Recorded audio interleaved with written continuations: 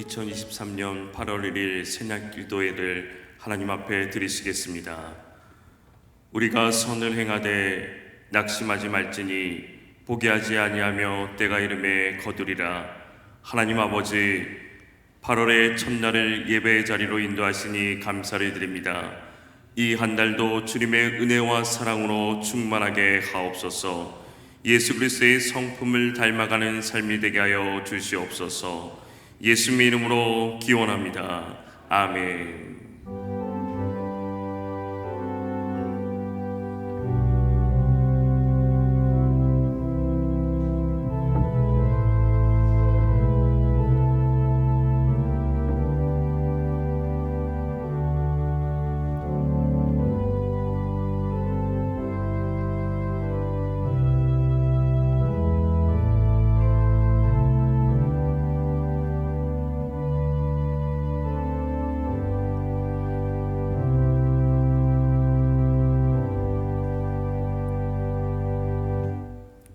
찬송가 496장입니다.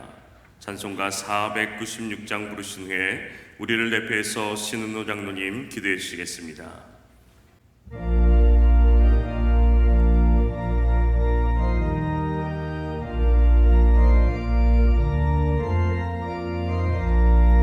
새벽부터 그리 사랑함으로써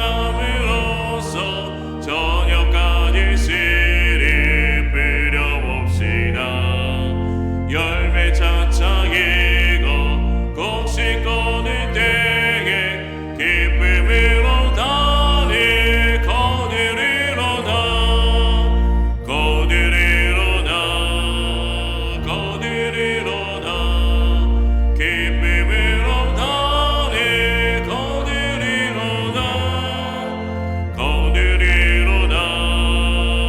기쁨으로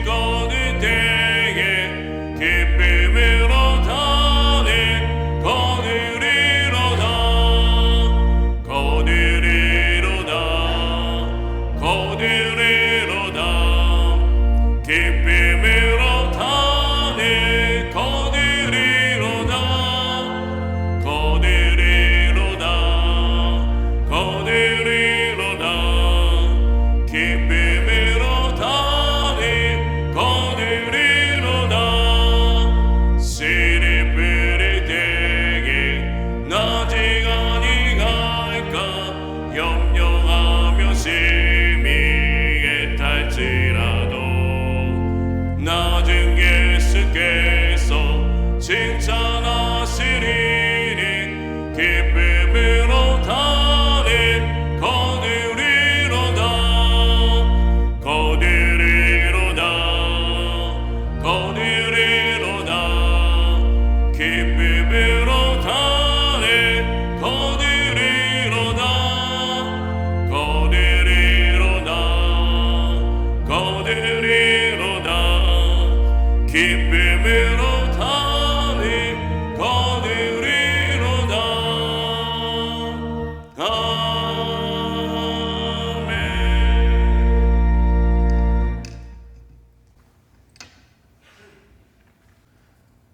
좋으신 하나님 감사합니다. 8월을 여는 첫날 첫 시간 주님 앞에 나와 예배드림으로 시작하게 하시니 감사드립니다. 우리는 기도를 호흡과 같다고 고백하고 있습니다. 한순간도 호흡하지 않고는 생명을 유지할 수 없듯 기도하지 않고는 주님과 동행하는 삶을 살 수 없음을 알게 하시고 기도하는 삶을 살게 하옵소서. 또한 기도는 아뢰는 것이라고 고백해 왔습니다. 우리의 크고 작은 삶을 주님께 아뢰므로 항상 주님과 교통하는 삶을 살게 하옵소서. 긴 장마는 끝났지만 40도를 육박하는 더운 날씨는 우리를 또 힘들게 하고 있습니다. 수해로 인해 아픔을 겪고 있는 이웃들, 사회적 약자들, 그리고 육신이 연약한 이웃들이 이 뜨거운 여름을 잘 이기고 견뎌내게 하옵소서. 무한한 하나님의 시간 속에서 유한한 삶을 살고 있는 우리들에게 하나님의 은혜가 아니고서는 한순간도 살 수 없음을 깨닫게 하시고 고백하게 하옵소서. 한 해를 허락하시고 지금까지 지내온 것은 주님의 은혜였음을 고백하는 이 새벽이 되게 하옵소서. 새로운 8월을 시작합니다. 시작할 때 마음먹었던 여러 가지 결심들이 지금껏 잘 실천하고 있다면 올 한 해 끝까지 잘 유지할 수 있도록 도와주시고, 혹 깨진 결심들이 있다면 8월을 시작하며 다시 새로운 마음으로 도전하게 하옵소서. 우리는 연약한 인간이기에 깨지고 넘어지지만 그때마다 손 놓지 않으시는, 우리를 잡아 이끌어 주시는 주님의 따스한 사랑에 감사하며 그 이끌림에 순종하는 삶을 살게 하옵소서. 새로운 8월을 시작하는 첫 시간 올려드리는 아름다운 찬양을 기뻐 받아주시고 선포되는 말씀이 우리의 삶의 표대가 되게 하시며 늘 성령님과 동행하는 8월 한 달 되기를 소망하며 사랑함 많으신 예수님의 이름으로 기도하였습니다. 아멘.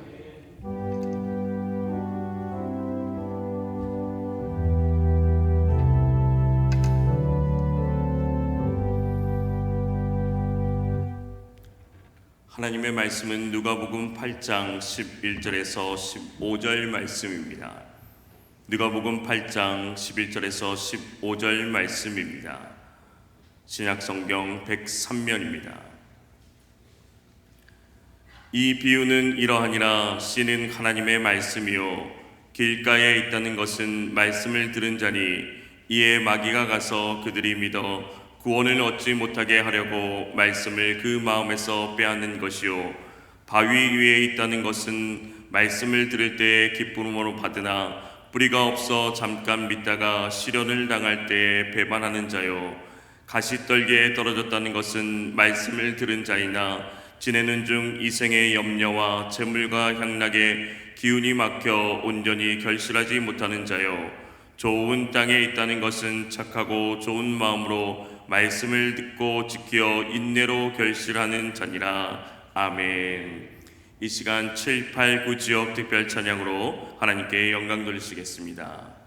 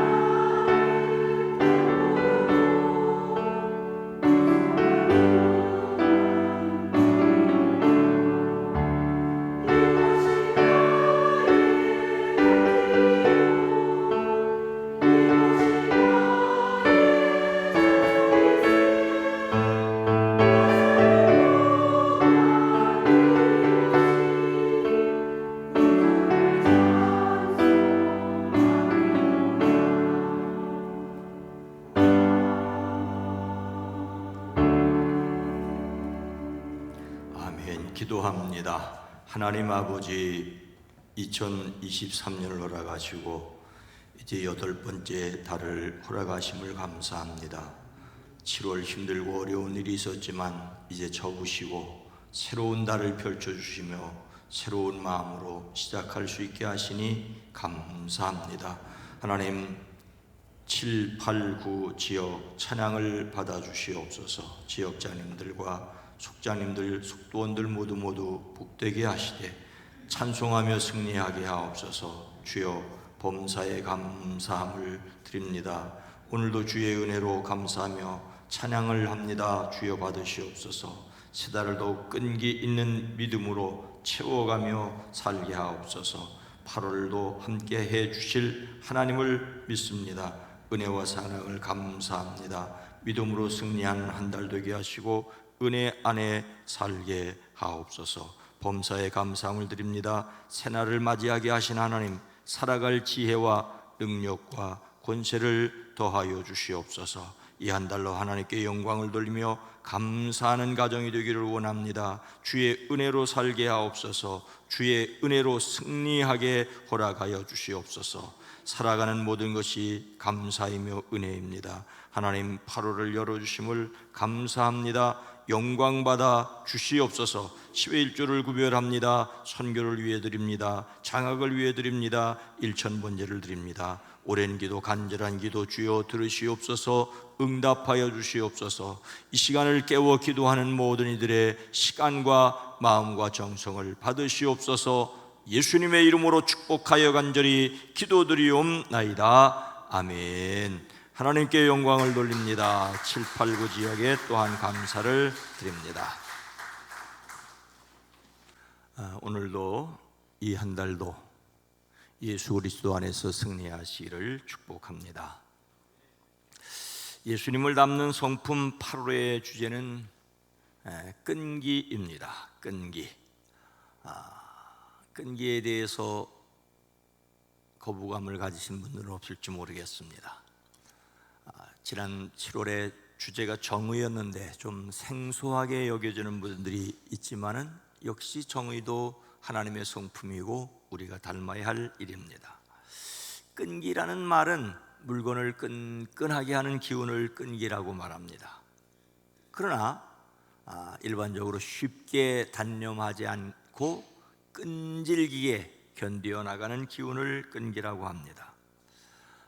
끈기의 반대말로 쓰여진 말은 포기입니다. 하려던 일을 도중에 그만두어 버림. 우리에겐 포기란 배추보기밖에 없다. 우리는 결코 포기하지 않는다. 그런 말씀을 들었습니다마는 포기, 물론 포기도 그리스도 안에서 우리의 성품이 되어야 되는 면도 있습니다. 그러나 이제 우리가 예수 그리스도를 담는 성품으로서의 끈기는 뭐냐? 스트레스를 견디며 하나님의 최선을 이루는 내면의 힘을 가리킵니다. 스트레스를 견딘다.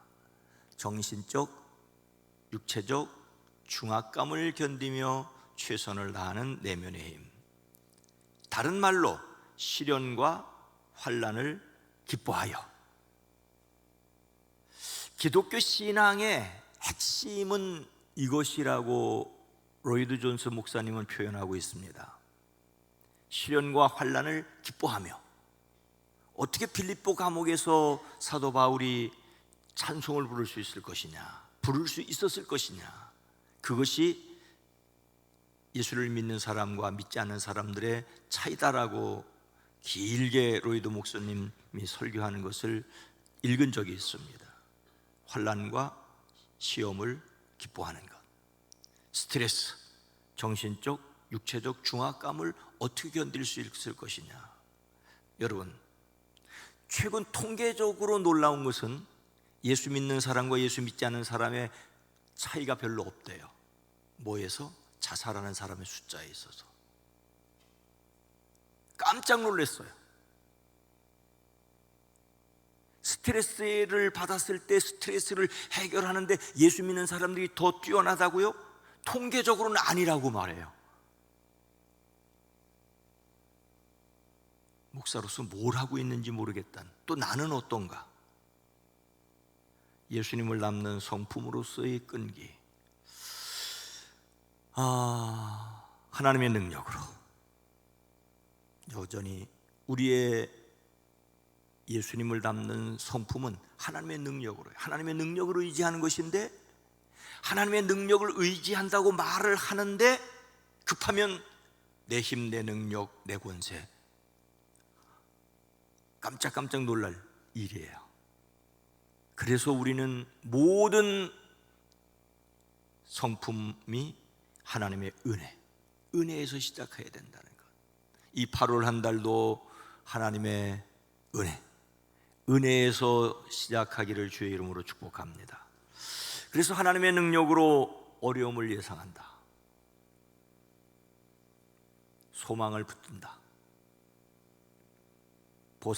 하나님의 보상을 기억한다. 소망입니다. 새 힘을 얻는다, 끈 마무리를 잘한다, 포기하지 않는다, 목표에 집중한다, 한 번에 한 걸음씩 나아간다, 비판을 받아도 낙심하지 않는다, 지쳐도 계속한다. 무엇으로? 은혜. 다시 십자가의 사랑을, 그리고 성령의 인도하심으로 의지하는 저와 여러분이 되기를, 그래서 우리 속에 계신 예수님이 우리의 삶으로 드러나기를 주의 이름으로 축복합니다. 상징동물은 낙타입니다. 낙타는 오랫동안 횡단이 불가능한 지역의 유일한 교통수단이었습니다. 그래서 사막의 배라고 불렸지요. 스트레스를 잘 견디도록 독특하게 창조되었다라고 말합니다. 코끝에서 꼬리까지, 이 코도 모래바람이 들어오면 닫을 수 있도록, 눈꺼풀도 이중으로 되어 있어서 속눈썹이 발달되어서 모래바람을, 그리고 모든 조건들이, 그래서 끈기의 상징입니다. 그렇다면 어떻게 해야 고난에도 결실하는가? 고난을 피할 수 없다면 즐기라. 예수 믿지 않는 사람들도 그렇게 말합니다. 피할 수 없다면 즐기라. 피할 수 없다는 사실을 기억해야 합니다. 어려움을 예상한다는 첫 번째 소주제의 복음서 말씀으로 씨 뿌리는 자의 비유, 누가복음의 말씀입니다. 씨 뿌리는 자의 비유가 마태복음에도 나와 있고 누가복음에도 나와 있는데 내용이 조금 다릅니다. 왜 다르냐? 예수님께서 같은 말씀을 한 곳에서 한 번만 하셨겠습니까? 이곳 저곳에서도 하셨겠죠. 그러나 각각 다른 말씀, 조금 다른, 내용이 비슷하지만 조금 다른 차원이 있습니다. 누가복음의 말씀입니다. 예수님은 씨 뿌리는 자의 비유에서 말씀을 받았지만 결실하지 못하는 어떤 경우들을 말씀하고 있습니까? 4가지 비유에서 3가지 경우가 바로 결실하지 못하는 경우입니다. 첫 번째 말씀입니다. 길가에 있다는 것은 말씀을 들은 자니 이에 마귀가 가서 그들이 믿어 구원을 얻지 못하게 하려고 말씀을 그 마음에서 빼앗는 것이요. 많은 사람들이 모여들고 각 고을에서 예수님의 말씀을 듣기 위해 가까이 나왔습니다. 그들에게 비유를 말씀하십니다. 마태복음은 천국 비유라고, 하나님 나라는 이런 것이라고 말씀을 하십니다. 씨 뿌리는 사람이 씨를 뿌리러 나갔다. 그가 씨를 뿌리는데 더러는 길가에 떨어지니 발에 밟히기도 하고 하늘의 새들이 쪼아 먹기도 하였다. 또 더러는 돌짝밭에 떨어지니 싹이 났다가 물기가 없어서 말라버렸다. 또 더러는 가시덤불 속에 떨어지니 가시덤불이 함께 자라서 그 기운을 막았다. 그런데 더러는 좋은 땅에 떨어지니 자라서 100배의 열매를 맺었다. 누가복음의 말씀입니다. 이 말씀을 하시고 여전히 예수님은 들을 귀 있는 사람은 들으라. 제자들은 이 비유의 뜻이 무엇인지를 묻습니다. 예수님께서 그 비유를 설명해 주시면서 씨는 하나님의 말씀이라고 말씀하십니다. 이 시간에는 이 비유를 어떻게 우리가 끈기를 가져야 하는가, 끈기를 갖기 위해서 극복해야 할 것이 무엇인가라고 하는 차원에서 함께 생각하려고 합니다.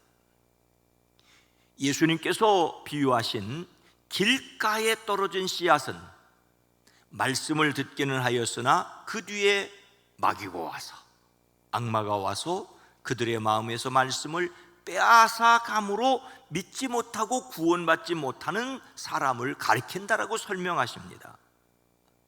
마귀가 와서 말씀의 씨앗을 빼앗아 갔다면 유혹에 넘어진 것이죠.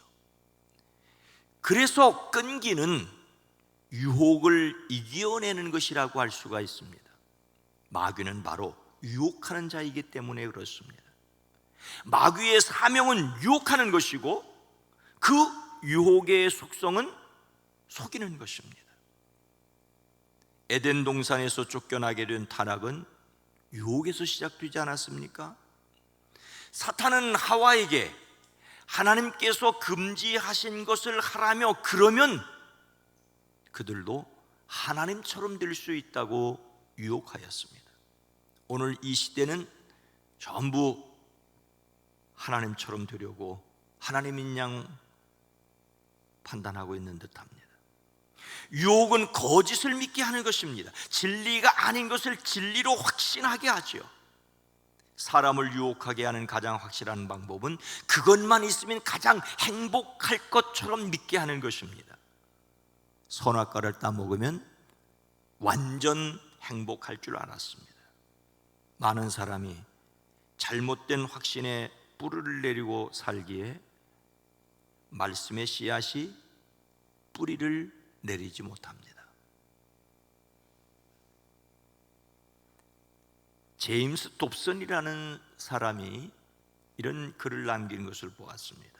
그는 대학 시절에 학교 테니스 챔피언이 되는 것이 목표였습니다. 학교 대항 테니스를 해서 그 테니스 챔피언이 되어서 그 챔피언 컵을 자기 학교에다 갖다 놓는 것이 목표였습니다. 열심히 노력했고, 그리고 자신의 트로피가 학교 트로피 전시장에 놓였을 때 너무나 자랑스러웠습니다. 그런데 몇 년 후에 어떤 사람이 그가 그토록 자랑스러워하던 트로피를 우편으로 보내줬습니다. 그것은 학교를 재건축하면서 쓰레기통에서 발견한 것이었습니다. 그가 그토록 자랑했던 그것이 재건축을 하면서 쓰레기통에 버려졌단 말이죠. 그는 말합니다.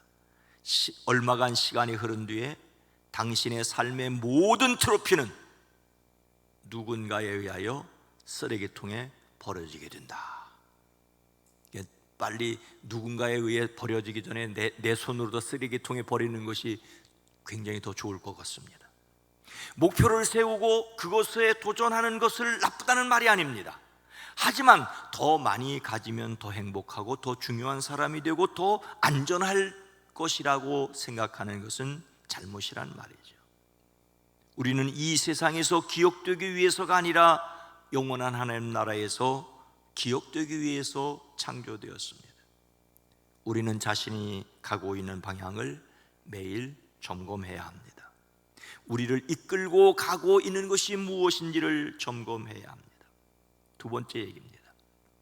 바위 위에 있다는 것은 말씀을 들을 때에 기쁨으로 받으나 뿌리가 없어 잠시 견디다가 시련을 당할 때에 배반하는 자요. 예수님은 두 번째 밭인 돌짝밭에 대하여 말씀을 들을 때는 기쁨으로 받았지만 시련이 오면 떨어져 나가는 사람이라고 말합니다. 말씀을 듣고 예수님을 영접하였고 기뻐하였지만 그 말씀 때문에 환난과 박해가 닥쳐오면 오래가지 못하고 넘어지는 사람입니다. 예수 믿으면 좋기는 한데 하라는 것도 많고 하지 말라는 것도 많아 귀찮아서 못 믿겠다는 분을 본 적이 있습니다. 예수 믿기는 하지만 유별나게 믿지 않겠다는 남자분들도 많습니다. 새로운 종교를 선택한다면 규제가 적고 마음대로 행동할 수 있는 종교를 선택하겠다는 분도 있는데, 이것은 신부님의 얘기입니다. 신부님들이 골치 아프다는 거예요. 개신교 가면 이거 하라 저거 하라, 그래서 천주교로 와서 아무것도 안 하겠다는 것이 신부님들의 고민이라고 어느 데서 말하는 것을 들었습니다. 여러분, 신앙은 영적 싸움이라는 사실을 기억해야 합니다. 믿음의 사람들에게 압력을 행사하여 주님과 함께 가지 못하도록 하는 일들이 많습니다. 항상 시험은 인생에 있기 마련입니다. 시련 없는 인생이 어디 있겠습니까? 가치 있는 것 치고 어렵지 않은 것이 무엇이겠습니까? 그래서 시련이 있을 수밖에 없다는 것을 각오하십시다.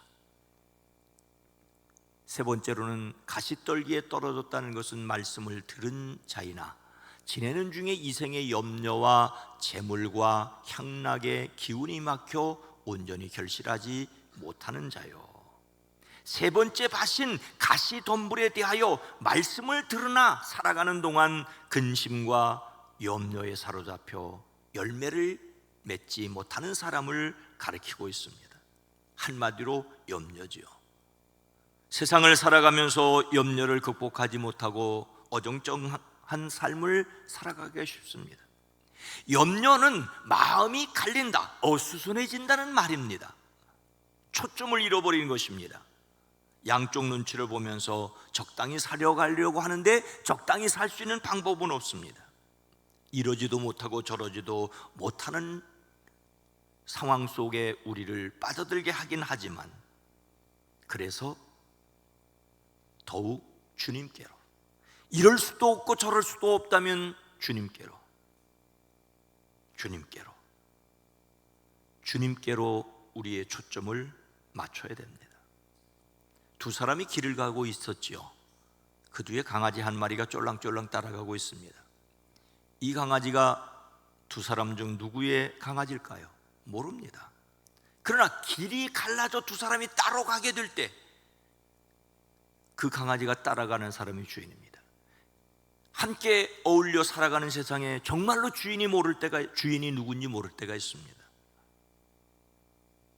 그러나 결정적으로 선택하는 그것이 바로 주인입니다. 우리가 어떤 사람인가 하는 것은 결정적으로 어떤 것을 선택하느냐로 드러나게 마련입니다. 염려, 근심, 걱정, 무엇을 선택해야 될지 끊임없이 선택의 연속이지요. 그때에 마지막 주님을 선택할 수 있는 사람들이 되기를 주의 이름으로 축복합니다. 예수님께서 말씀하신 착하고 좋은 마음은 무엇이라고 생각하십니까? 좋은 땅에 있다는 것은 착하고 좋은 마음으로 말씀을 듣고 지키어 인내로 결실하는 자니라. 세 개의 동사, 듣고 지키고 참고 견디는 것입니다. 예수님께서 비유하신 네 번째 밭인 좋은 밭은 착한 마음을 가졌다라고 하는 것이에요. 근데 착한 마음이 어떤 마음이냐? 착하고 좋은 마음이란 곧 듣고 지켜 인내하는 것입니다. 말씀은 모두에게 주어졌습니다. 모든 사람에게 주어졌습니다. 아무나 천국 말씀을 들을 수 있습니다. 씨 뿌리는 자는 길가라고 돌밭이라고 풀밭이라고 차별하지 않았습니다. 누구에게나 들을 수 있게 했습니다. 누구도 차별하지 않았습니다. 문제는 그 말씀을 받은 사람이 그 말씀을 끝까지 간직하느냐 간직하지 못하느냐의 차이입니다. 유혹과 시련과 염려를 이기는 끈기를 가지고 있느냐 없느냐의 차이입니다. 여기에 특별히 지킨다는 말은 꼭 붙들고 간직하는 것을 가리킵니다. 놓치지 않는 것입니다. 말씀을 받았는데 더 좋은 것이 있어 보여 들고 있던 것을 놓는 것이 아니지요. 근데 우리에게 이런 끈기가 없다는 것을 인정해야 합니다. 그래서 또 다시 기도를 해야 합니다. 말씀을 듣고 지키어 결실하기 위해 오늘 우리 자신에게 꼭 필요한 것은 무엇이겠습니까? 우리의 삶에는 유혹과 시련과 염려가 있습니다. 끈기란 이러한 어려움이 자신에게 있을 수 있다는 것을 인정하는 것에서 시작된다고 저는 생각을 합니다. 우리가 흔히 하는 말로 온실 안에 화초처럼 자란 사람은 자신의 인생의 어려움이란 전혀 없으리라고 생각한 사람입니다. 그런 사람은 작은 시련에도 좌절합니다. 그러나 잡초처럼 자란 사람은 끈기를 가집니다. 잘 아는 이야기를 하려고 합니다. 미국 캘리포니아 북부에는 레드우드 국립공원이 있답니다. 안 가봤으니까. 이곳에는 세계에서 가장 키가 크고 장엄한 미국 삼나무가 숲을 이루어 있습니다. 이 삼나무는 충분히 자라는데 400년이나 걸리고 수령은 2000년이 넘는 것도 있다고 합니다. 높이가 91m, 3층, 5층 건물만 하고 그 지름이 약 6m나 되는 거목도 있습니다. 이 거대한 몸을 지탱하려면 그 뿌리도 깊고 매우 단단하여야 할 것 같습니다. 하지만 수십 미터 자라는 것에 비해서 그 뿌리는 겨우 1.5m에서 1.8m 정도밖에 되지 않는다고 합니다. 그 두께, 그 높이에 채 3m도 되지 않는 뿌리를 아래로 2m도 되지 않는 뿌리를 아래로 뻗고 있는데 대신 옆에 있는 나무들과 엉켜 있다고 합니다. 이렇게 서로를 붙잡는 뿌리들은 서로에게 영양분을 공급하고 습기를 보존하고 그래서 태풍이 불어도 폭풍이 와도 쉽게 뽑히지 않고 서로를 지켜간다고 합니다. 사랑하는 성도 여러분, 우리는 힘들고 어려운 시대를 살아가고 있습니다. 힘들다, 어렵다, 포기하고 싶다라는 말은 어린 아이들도 마찬가지, 어르신들도 마찬가지고요. 교회 안에서 교회 밖에서도 마찬가지입니다. 그래서 우리 모두는 끈기가 필요하다는 것을 알고 있습니다. 하지만 개인이 끈기를 가지기란 쉽지 않습니다. 그래서 함께하는 지혜가 필요합니다. 서로를 붙들어주는 사랑이 필요합니다. 그런데 우리는 마치 고슴도치처럼 가까이 하면 서로를 찌르고 상처 주고 사랑한다는 것이 다른 사람에게 해를 입히는 것으로 드러나게 되죠. 그래서 다시 내 말이 옳으냐 내 말이 옳으냐가 아니라 주님이 뭐라고 말씀하시느냐라는 제3의 길, 4의 길을 찾아야 됩니다. 그것은 바로 예수님의 십자가와 부활을 믿으면서 시작됩니다. 혼자서 할 수 있는 일은 작습니다. 함께 할 때라야만 비로소 끈기를, 접착력을 또 강하게 할 수가 있습니다. 예수님께서는 씨 뿌리는 자의 비유를 통하여 하나님 나라를 이루어가는 사람들에게 유혹과 시련과 염려가 있을 수 있다고 말씀하십니다. 그래서 끈기가 있어야 한다고, 말씀을 듣고 지키어 인내로 결실하는 자가 되어야 한다고 말씀하십니다. 성령 안에서 함께 나가는 우리 안에 계신 성령을 의지하고 살아내는 이 8월이 되어지기를 주의 이름으로 축원합니다. 거룩하신 하나님, 자비로우신 주님, 우리에게 시련이 없기를 바라지만은 피할 수 없는 것이기에 즐기라고 하는 것을 넘어 우리를 연단하여 점도 흠도 없이 보존되기를 원하시는 주의 뜻 안에서 내 짐을 질 뿐만 아니라 서로 짐을 지는, 아니 서로에게 의지가 되는 우리 모두가 되어지게 하옵소서. 8월 폭염이 계속된다고 하는 뉴스를 들으면서 근심이 앞서지만 그래서 끈기를 배울 수 있게 하옵소서. 그래서 함께 있는 가족을 소중히 여길 수 있게 하옵소서. 그래서 함께 신앙생활하는 성도들이 서로를 기도의 끈으로 붙들어 줄 수 있게 하옵소서. 이 땅, 이 나라, 이 민족, 이 백성을 긍휼히 여겨 주시옵소서. 이제는 우리 구주 예수 그리스도의 은혜와 하나님 아버지의 놀라우신 사랑하심과 성령님의 감화감동 내주 교통하심이 사랑하심을 입은 온 성도들 위에, 가정 위에, 일터 위에, 이 땅 위에 이제부터 영원토록 함께 계시옵기를 간절히 축원하옵나이다. 아멘.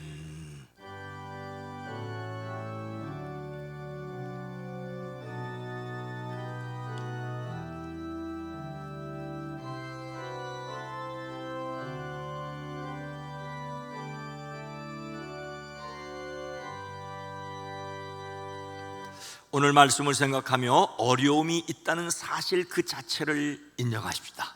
그래서 교회가 사랑으로 서로를 붙들어주고, 그래서 이 세상이 하나님의 말씀을 들을 수 있기를, 지키어 결실할 수 있기를 기도하십시다. 주여!